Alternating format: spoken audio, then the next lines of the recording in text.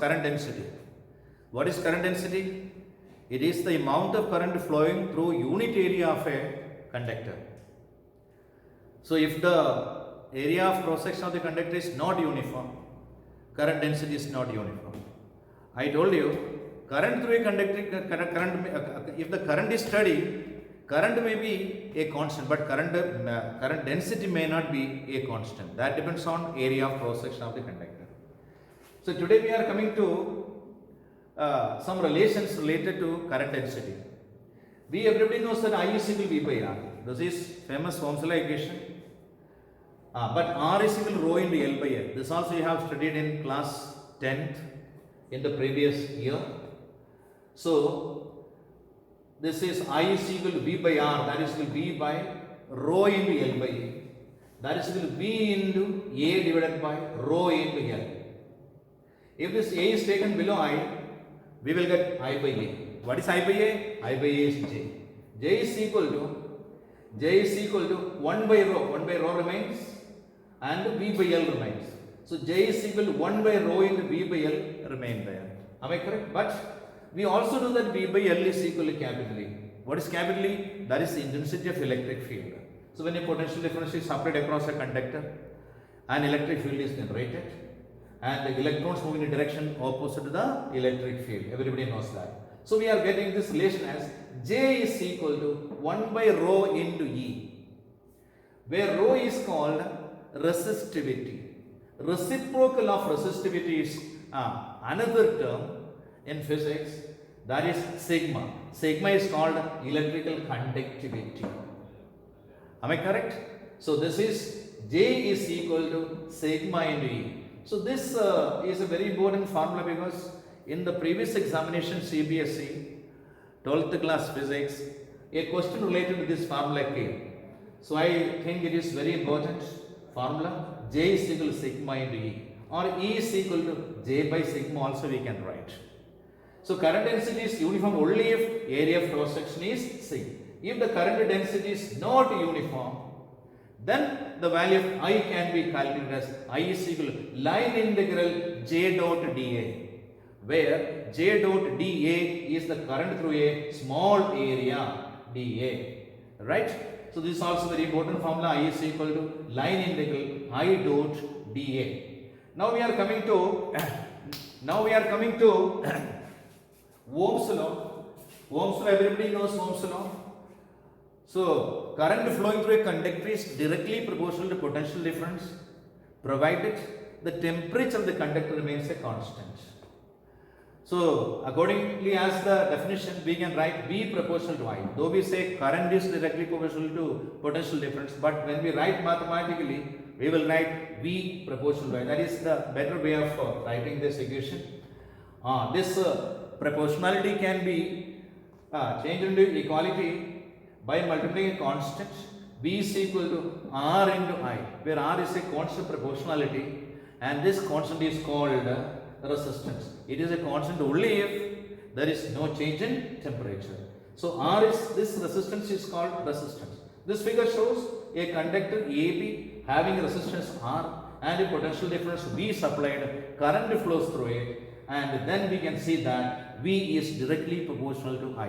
Whenever we increase the potential difference, the current through the conductor increases. Hence, if we draw a graph, I along the x-axis and V along the y-axis, the graph will be linear, telling you that I is directly proportional to V. And also very important thing is the slope of VI graph, Ohm's law graph, slope is always equal to tan theta is equal to R.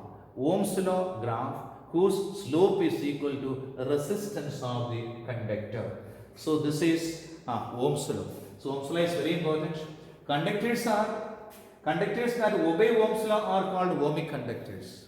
For ohmic conductors only VI graph is always linear. Ohm's law is proved valid if we can prove R is equal to a constant. Now you see, this figure shows a conductor AB, I current is flowing through it when a potential difference V is supplied. Capital is the area of cross section of the conductor. Everybody knows that when a potential difference is supplied, electric field is generated all along the conductor. and hence electron starts drifting. Drifting, you know, yesterday we have studied very clearly what is drift speed. Drift speed we have seen yesterday as Vd is equal to minus E capital E divided by m into tau. What is tau there? Tau is the relaxation time. That is E into tau divided by m into small e into tau divided by m into capital E. Capital E we can write in terms of V by L, because capital E is also called as potential gradient. And also we know that I is equal to NEA Vd. That is NEA. N means electron charge density, E is the charge of an electron, A is the area of cross section of the conductor. NEA into Vd, the value of Vd we are placing it here. So hence we are getting the value of I is equal to N E square A tau divided by m into L into capital V. If capital V is taken below I, we get I by V is equal to N E square A into tau divided by m into L. That is inverted. When it is inverted, we will get V by I is equal to mL divided by N E square A into tau. So this is V by I. V by I is equal to R. That also everybody knows. Hence we can say that R is equal to mL divided by N E square A into tau. In this expression, every quantity, m means mass of an electron, L means length of an electron. Length of an electron remains a constant when temperature remains constant. And N is the charge density, volume charge density. Volume charge density is also constant when the temperature remains constant. E means charge of electron, always a constant. And A is a constant, also tau is also a constant. At temperature remains a constant. Therefore, we have proved that R is equal to a constant.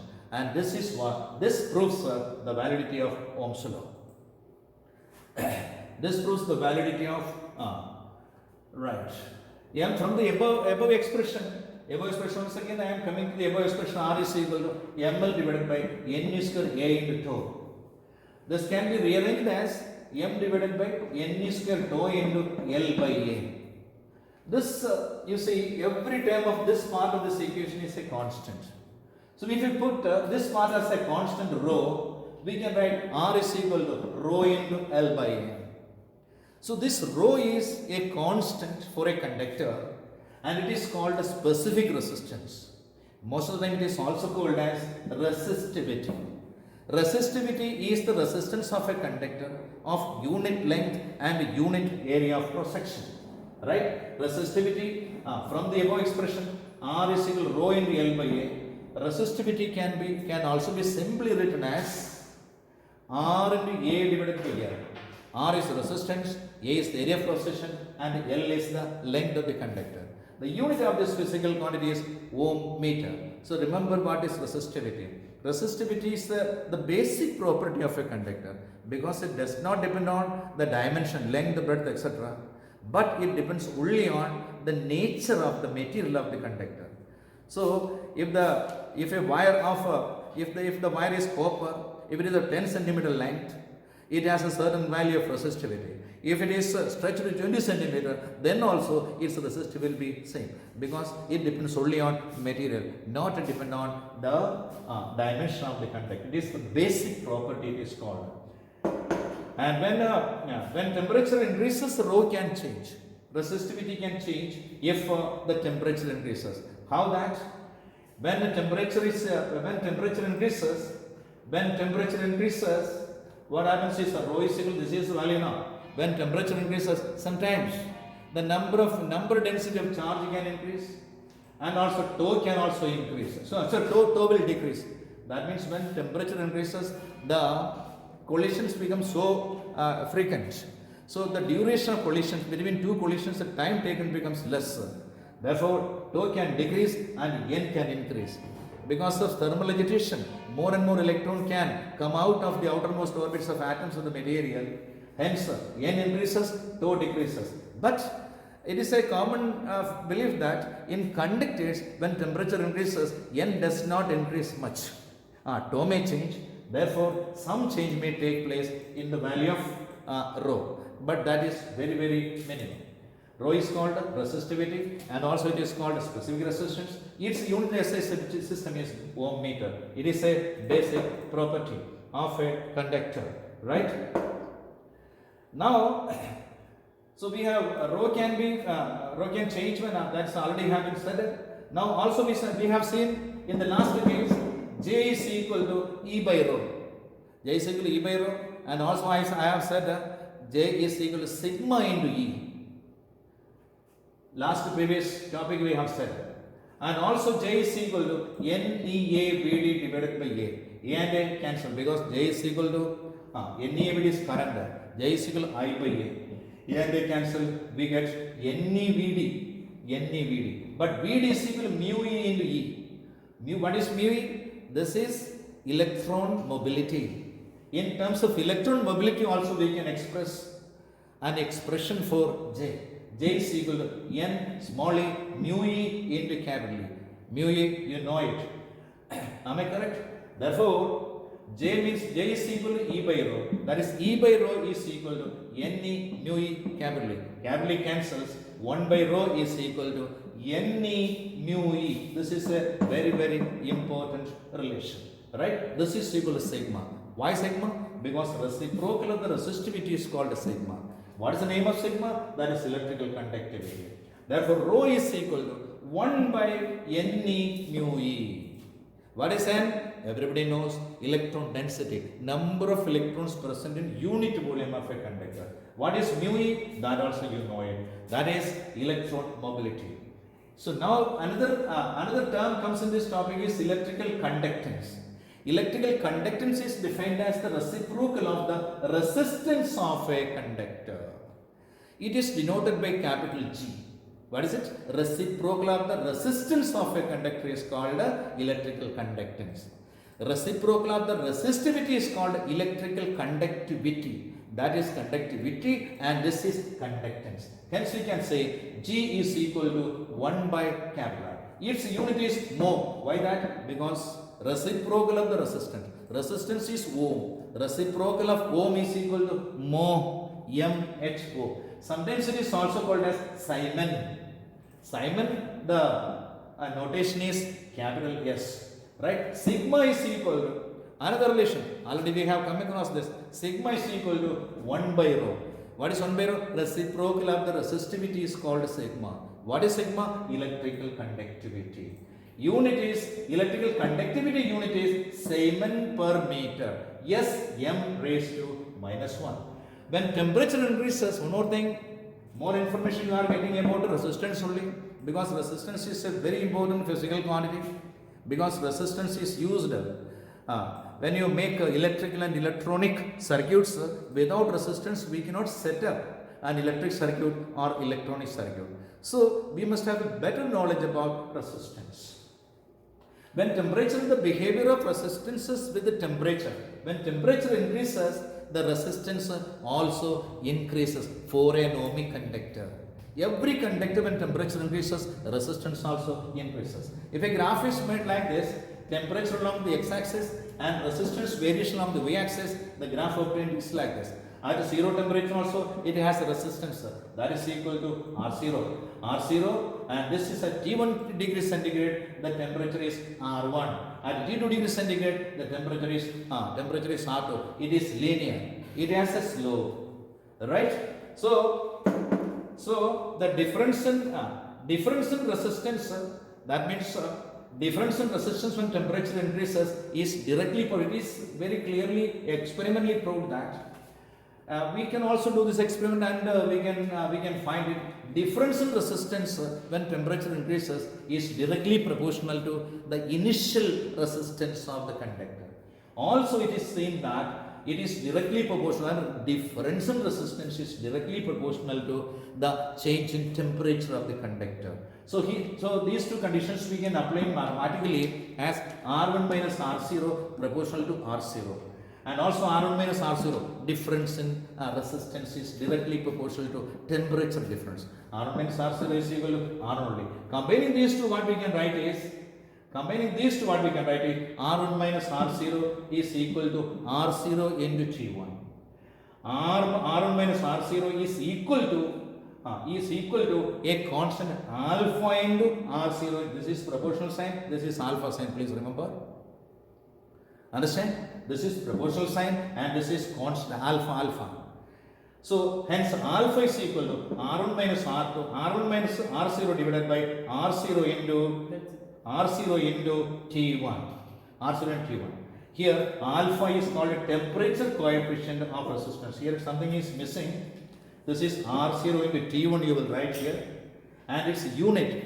This physical quantity is called temperature coefficient of resistance. Temperature coefficient of resistance is a very important term because all are having different materials are having different values of temperature coefficient of resistance. For example, for an ohmic conductor, temperature coefficient is always positive. Right? So conductors are having positive coefficient, coefficient of resistance, while semiconductors having negative coefficient of resistance. When I say any substance has negative coefficient of resistance, it means that when temperature increases, its resistance decreases. Yeah, resistivity decreases. But for a conductor, when temperature increases, its resistance and hence resistivity also increases. So these are the things about we have seen, right? For conductors, alpha is positive, and for semiconductors, the trademark name of semiconductors that we can purchase on the market are germanium, silicon, etc. There are so many semiconductors.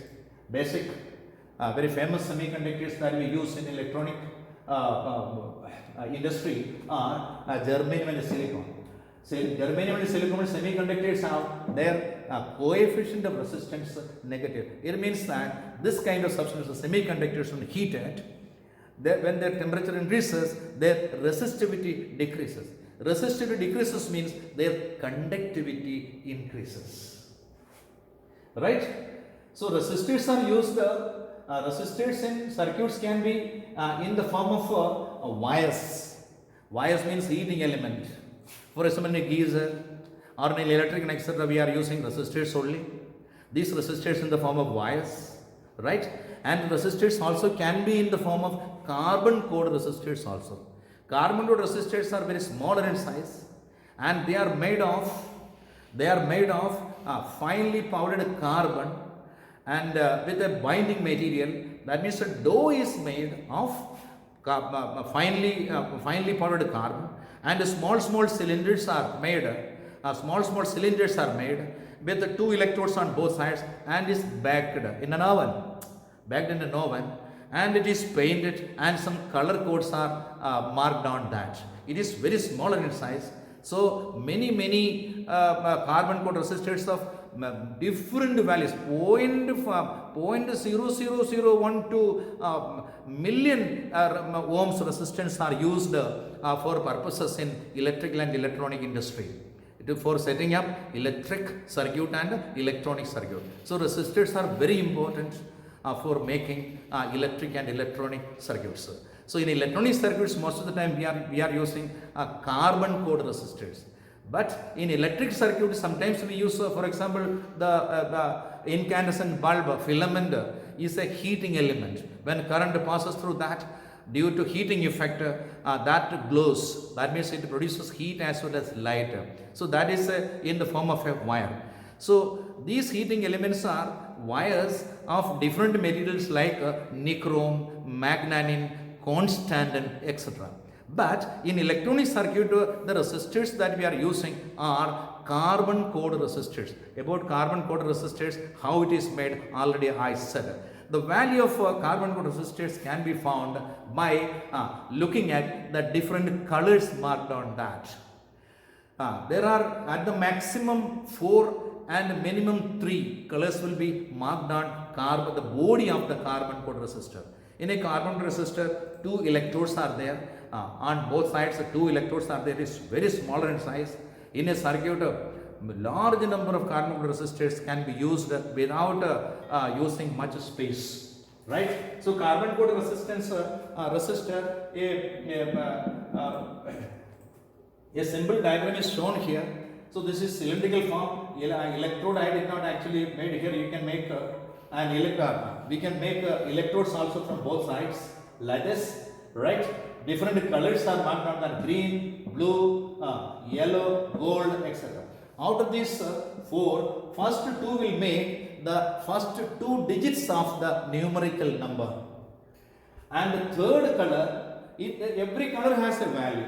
Third color is a multiplicand of the power of 10. And the fourth color is the variation, the tolerance capacity. Variations, how much it is.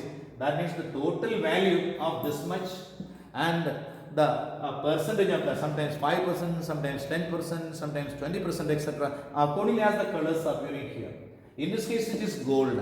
So how can we calculate the value of resistance that we can say? Suppose that this is green. Green in a chart green in a chart it is 5.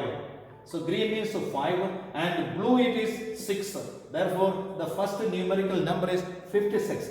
56 into 10 raised to 4. Why 10 raised to 4? Because yellow is 4. Therefore yellow means 10 raised to 4 plus or minus 5%. Why 5%? Because gold is 5%. When gold appears as the fourth color, the variation that can come, that means that can be less.